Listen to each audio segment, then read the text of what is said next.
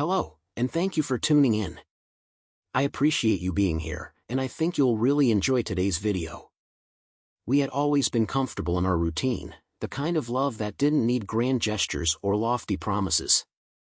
It wasn't the type of love that set your heart racing or sent shivers down your spine every time you touched.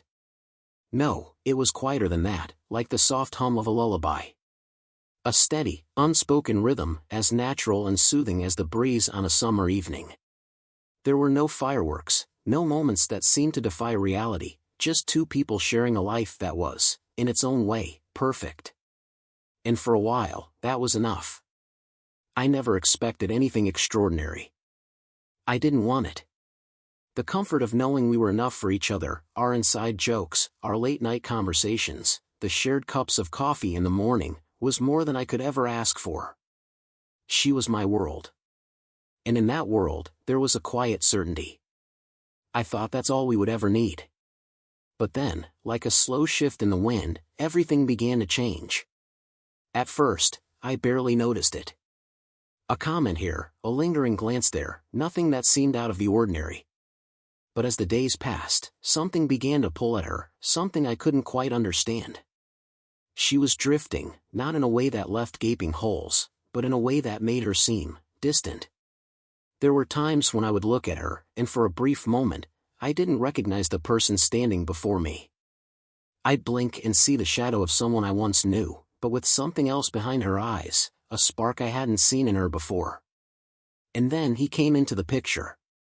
He was everything I wasn't. Tall, confident, always impeccably dressed, with that charm that seemed to effortlessly draw everyone in. His presence filled a room, and when he smiled, you couldn't help but feel as though the whole world had tilted just to accommodate him. There was something magnetic about him, something powerful. He was the epitome of wealth, of a world I couldn't quite touch, with stories of extravagant trips, nights in the finest restaurants, and endless possibilities at his fingertips. To her, he was the embodiment of excitement and comfort, a life full of luxury and new experiences. At first, it was small things. A shared laugh after a conversation that seemed to last a little too long. A glance that lingered, just for a second, but long enough to send a ripple through the calm of our routine. I told myself it was nothing, that it was just her being friendly, that I was overthinking it. But the more I watched, the more I felt a creeping sense of unease. It was like I could see the slow, inevitable shift happening, even though I didn't want to believe it. I watched her pull away, one tiny step at a time. Then one day, it was clear. The quiet ache of her absence settled in like a storm cloud, and I realized what was happening. She wasn't leaving me for someone better, not in the way I had imagined, not for some impossible ideal. No, she was leaving because he offered something different. Comfort, excitement, a life I could never provide.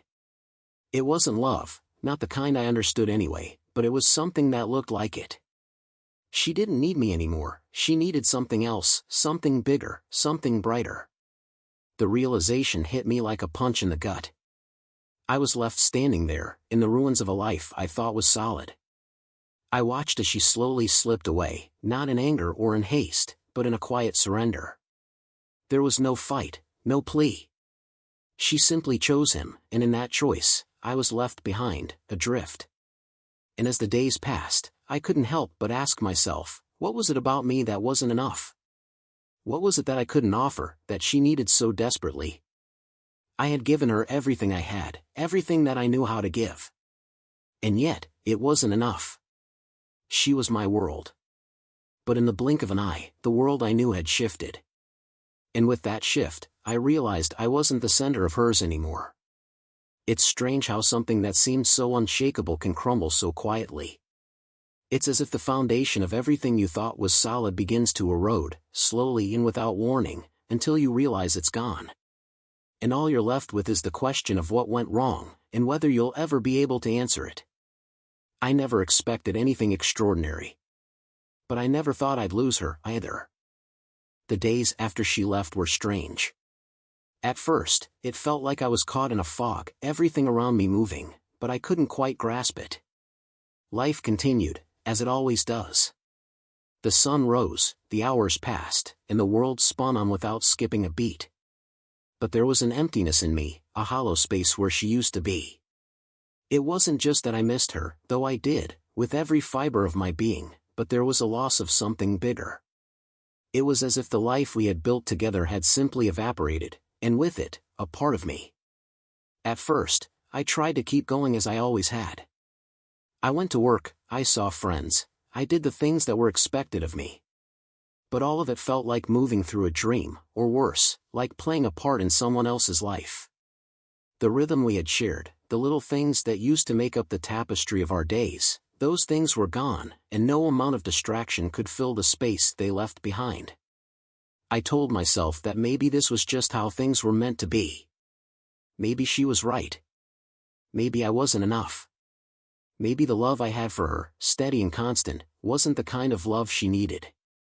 I wondered if, in some way, I had been naive to think that the quiet, unspoken bond we shared could survive the shifting tides of life. And maybe it couldn't. But then, there were the nights, the long, quiet nights where I couldn't escape my thoughts. They were filled with images of her, living a life I couldn't give her. I saw her in my mind, laughing and glowing in the arms of someone else, someone who could offer her the luxury, the excitement, the things I could never provide. Him. I couldn't shake the idea of him, the smoothness of his smile, the way he always seemed to have everything under control, the way he made her feel like she was the center of his universe. And it ate at me, gnawing at the edges of my mind. I knew it wasn't rational, but it didn't matter.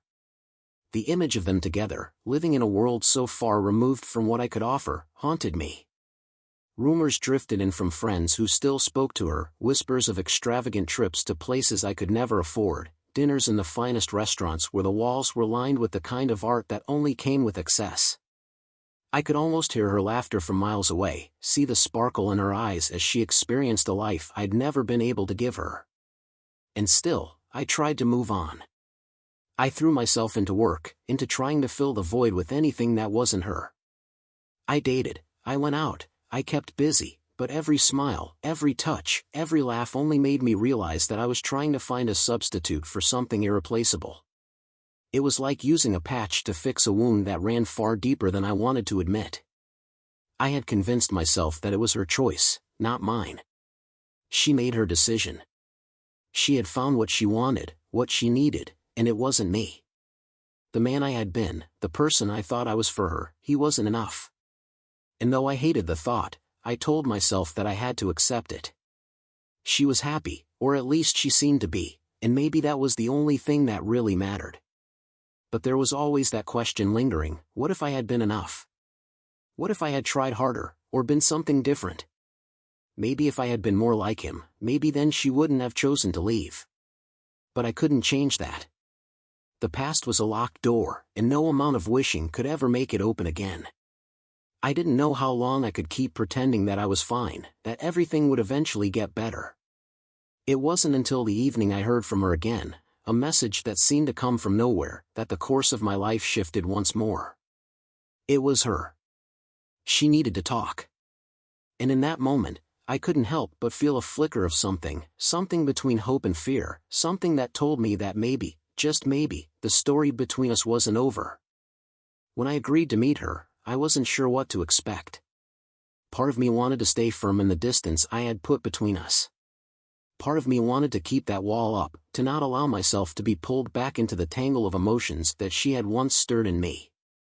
But another part of me, the part one had tried to bury for so long, was still holding on to the woman I had loved. The woman who had once been my everything.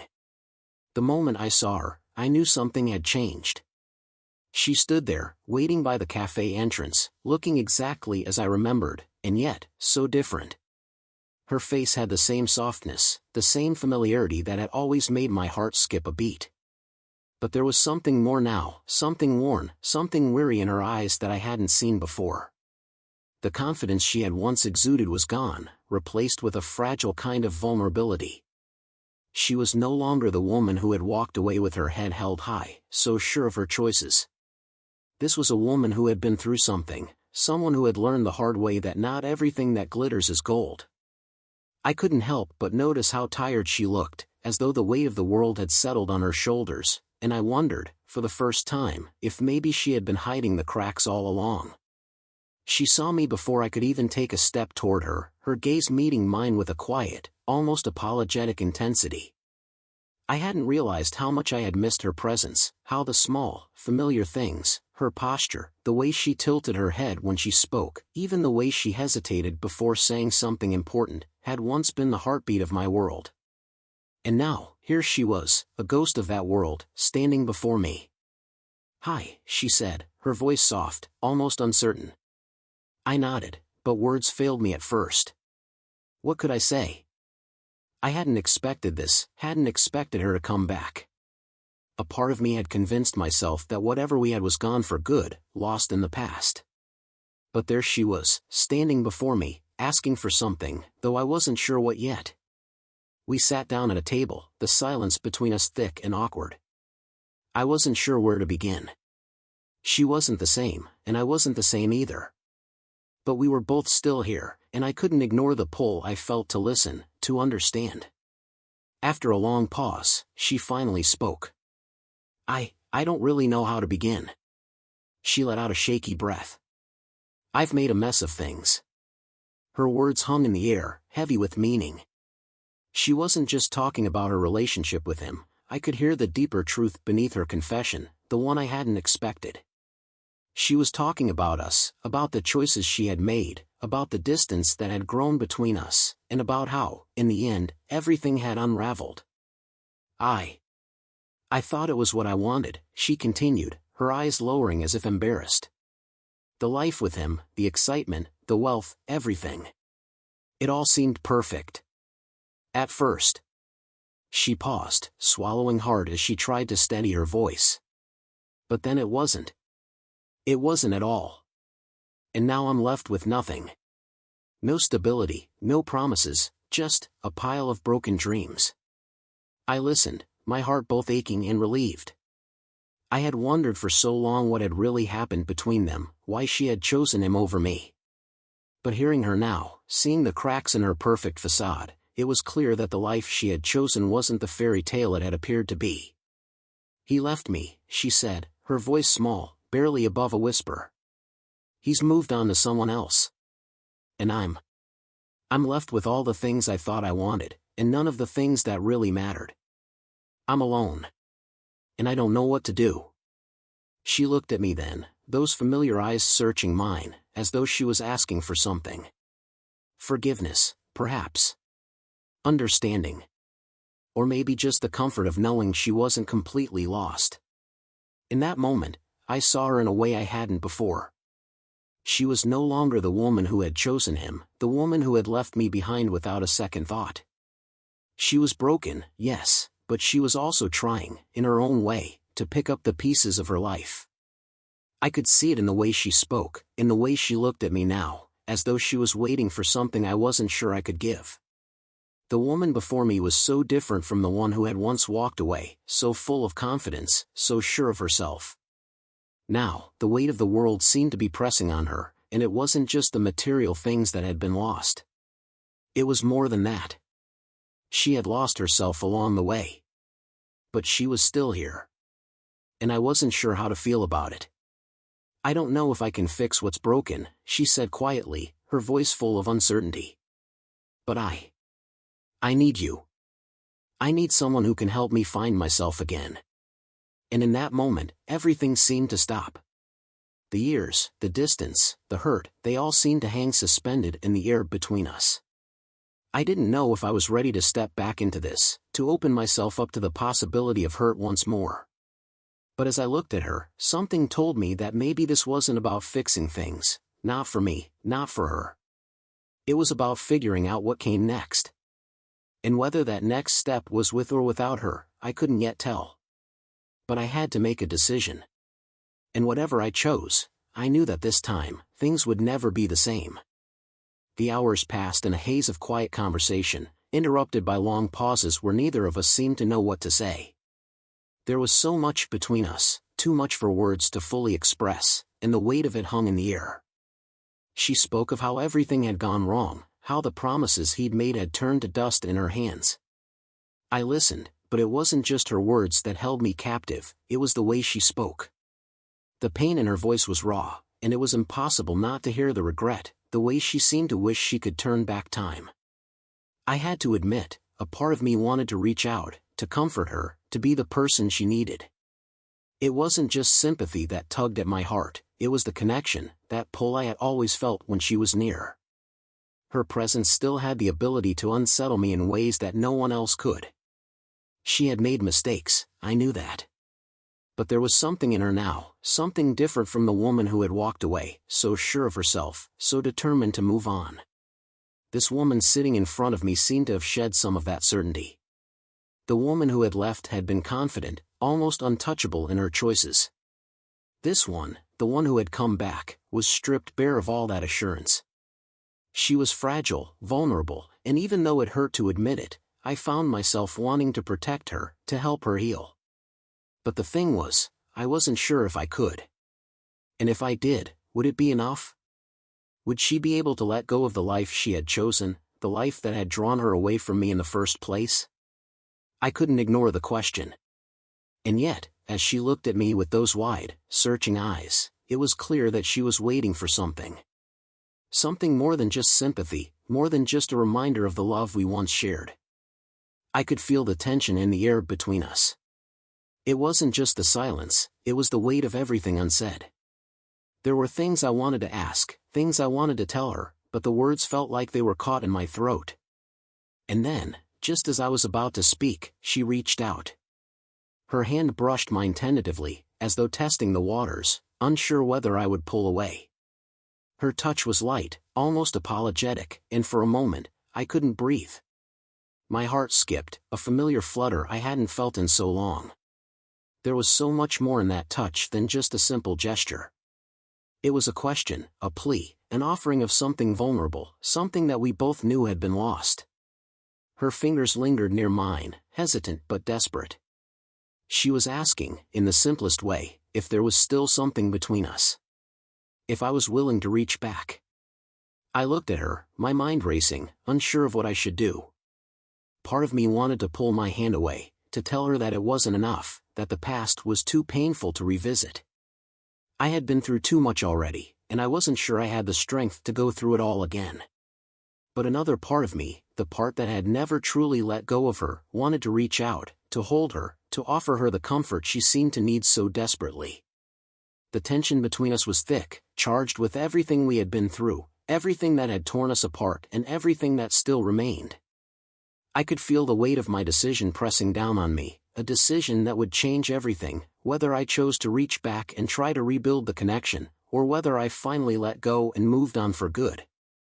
Her hand, still hovering near mine, seemed to hold the answer. The longer I hesitated, the more I realized that I couldn't just ignore the pull. The connection between us, despite everything, was still there. It wasn't perfect, and it certainly wasn't the same as it had once been, but it was real. And that had to count for something. Slowly, cautiously, I reached out, my fingers brushing hers. It wasn't a grand gesture, it wasn't some dramatic moment of reunion. It was just a simple touch, but in that touch, I felt something that I had been missing for so long. A spark, a warmth, the faintest thread of something that could still be salvaged. She looked at me, her eyes searching mine, waiting for something. Her hand was still in mine, and in that moment, I knew she wasn't asking me to forgive her, not fully.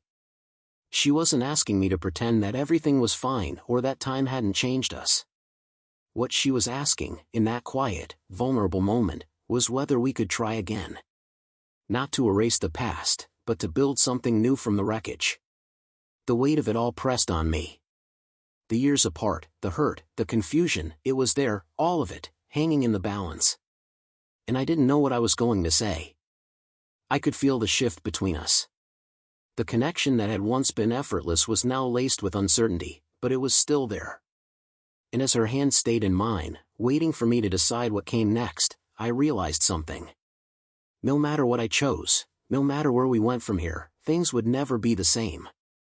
We couldn't go back. But maybe, just maybe, we could go forward. And as the night stretched on, I knew I was facing a choice that would shape the rest of our lives. The weight of the decision hung between us like a dense fog, thick and impenetrable. Her hand, still in mine, seemed to pulse with the unspoken question, what now? I could feel the years between us, the distance that had once been so great and now felt like a fragile thread. The history we shared, the love we had once built together, it was all tangled up in that simple touch. But there was more now. There was the pain, the betrayal, the quiet, steady ache of being left behind. Could it ever be enough again? Could we ever be enough again? I couldn't stop my mind from racing. The past was still fresh in my mind, vivid and painful. The way she had looked at me that day, the way she had walked away as if she was certain that what she was leaving behind was no longer valuable. I had tried so hard to accept it, to let go of her, to move on. And yet, here she was, sitting in front of me, reaching out as though nothing had changed, as if we could pick up right where we left off. But everything had changed. She had changed. And so had I. I could see it in her eyes. The way she searched my face, waiting for some kind of reassurance, some kind of sign that this wasn't just a momentary lapse in judgment on her part. She wasn't the same confident woman who had walked away so easily. She had learned hard lessons. But had I learned enough, too? Was I strong enough to face the potential of history repeating itself? I've made so many mistakes, she whispered, as if to break the silence. Her voice trembled, and I could hear the desperation in it. I can't undo what I did, but I don't want to keep running anymore. I need to try. I need to know if there's any chance for us. Her words hit me harder than I expected, the raw honesty of them cutting through the layers of doubt I had wrapped myself in. She wasn't asking for forgiveness in the way I had anticipated. She wasn't pleading for me to take her back without question. She was asking for the possibility of redemption. She was asking for a chance to prove that she could be the woman I needed her to be, and the woman she needed to be for herself. I squeezed her hand, just a little, and took a breath. The decision was mine. And the weight of it pressed down on me, not just as a decision about us, but about what I was willing to forgive, about how much I was willing to risk. I had to ask myself, deep down, could I trust her again? Could I rebuild a life with her, knowing that it might all come crashing down again? Or was the past too scarred, too fractured, for us to ever find something whole? The truth was, I wasn't sure. I wasn't sure if trust could be rebuilt or if the fragments of what we once had could ever fit together again. But I couldn't ignore the pull, that deep, quiet feeling that maybe, just maybe, it wasn't about erasing what had happened. Maybe it was about building something new, something different. Maybe we could start again, not from scratch, but from where we were now, broken pieces and all. I don't know if I can just forgive and forget, I said, my voice low, thick with uncertainty. But I can try. I can give you the chance to show me who you are now, who we could be now. But it's not going to be easy. It can't be. And I need to know, can you give me that, too? Can you give me the space to rebuild, to trust again? Her eyes filled with tears, but this time they weren't tears of regret or sorrow. They were tears of something else, something softer. Gratitude. Relief. And maybe a little bit of hope. I will, she said, her voice steady, as if she had already made the promise to herself. I'll do whatever it takes. I want to earn back your trust. I know it won't be easy, but I'm ready. I'm here. And I won't run anymore. The silence stretched on after she spoke, and in that quiet, I felt something shift between us. It wasn't a grand, sweeping declaration. It wasn't the fireworks I had once imagined in moments like this. It was just a decision. A choice made in the quiet of two people who had both been hurt, who had both made mistakes, but who still wanted to find their way back to each other. I let go of her hand for a moment and looked at her, really looked at her, the woman she had become, the woman she was trying to be. I realized that what had once been perfect had never really been perfect at all. We had always been flawed, always been two people trying to make it work. But maybe, just maybe, that was enough. Maybe we didn't need to be perfect. We just needed to be real, with each other, with ourselves. And so, with that, I made my decision. I wasn't going to pretend that everything was okay. I wasn't going to throw myself into something I wasn't sure about. But I was willing to see where this could go. To take the steps, slowly, and rebuild. To give her the chance to prove that we could make something work, if we were both willing to try. "I'm willing to try too," I said, my voice steady but quiet, as if the words themselves were fragile. "But we're not going to rush this. We'll take it one step at a time, okay?" She nodded, a tear slipping down her cheek. "One step at a time," she agreed. And in that moment, I realized that the connection between us hadn't died. It had been dormant, yes, but it was still there. And while it might never be the same, it didn't have to be. We could build something new. Something real. And with that, the decision had been made. What came next was uncertain, but for the first time in a long while, I felt something like peace. Not because I knew what the future held, but because I knew we were finally ready to face it, together.